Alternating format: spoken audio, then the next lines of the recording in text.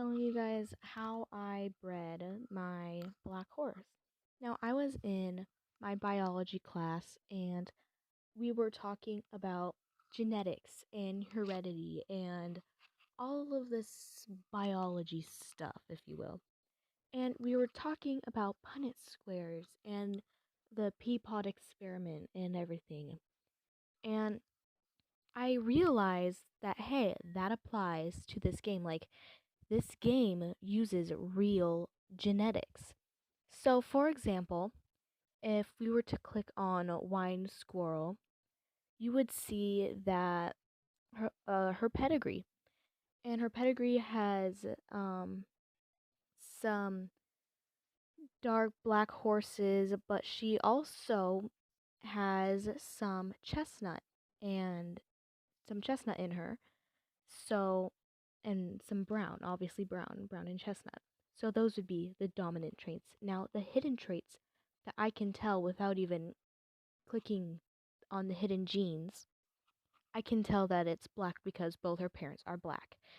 And if we look over here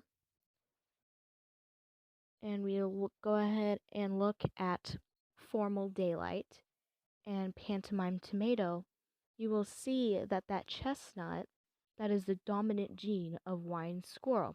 It is also the dominant gene of dolphin's behavior, and it is also of case memory. So those are the dominant genes, and I bred wine squirrel with some chestnut horses, and that was the dominant gene. But the hidden gene is black, and I know that for a fact because I bred wine squirrel 4 times, and 3 out of the 4 they were all chestnuts. And on the 4th, I got Death Dancer, and she is a black horse. And you'll see that her father is a bay chestnut like color. Same with her grandparents. So, with the Punnett square theory, and not really a theory, but the concept with the Punnett squares, I'll put a picture of the Punnett square that I used here. You will see that the uppercase C stands for the chestnut dominant and the lowercase stands for the black. Now, the chestnuts, these two chestnuts, they have the black gene, but it's not as dominant. The chestnut gene takes over. But as you see, Death Dancer has the 2 lowercase c's. Now that means she will be all black. And as we see, she is black. And I'm going to test that theory once again. I have a wine squirrel. She is just about to go into labor, and I'm going to go ahead and skip those 17 minutes really, really quick. Okay, so based on the Punnett square, she should end up with a chestnut or a brown baby. And there we go. We have a chestnut. And it does have those stats, and it is very plain based on the pedigree. So, if I were to breed this horse 3 more times, theoretically, I should end up with another black horse instead of a chestnut or a bay. So, keep this in mind when you are breeding. See, look, these are all of Wine Squirrel's children, and they're all the same color. And the 4th one was Death Dancer. So, if I keep breeding Wine Squirrel, the 3rd time I will end up with a black horse. And just keep in mind, if you just so happen to come across a black horse, make sure you breed with it. Because in the pedigree, you will have some sort of a less dominant gene. And that goes with any gene, really. Any coat color that you want. See, I bought this horse. It has black in it, so it should have some sort of white or black gene in it because of its grandmother, Pony Risk, Black Mare, and his father, Assertive Empire.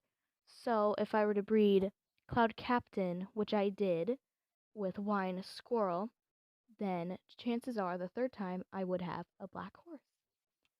So keep that in mind when you are going to do breeding.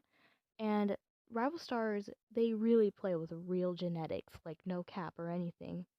It's really, really interesting to see all of the combinations and coat colors because, like, as you can see by their pictures, they're really, really the same chestnut, but they're slightly diluted and have different patterns, but that's from the grandparents. And it really depends on the grandparents, like Death Dancer. Hi, editing me here. I was trying to say that it skips generations. So the grandparents are most likely to transfer or like you just use a Punnett square, okay? Just that's all I'm trying to say. And this is just like biology, so you'll understand when you get into 8th and ninth grade. I'm sorry if I'm confusing you. Her grandparents, half of her pedigree is black.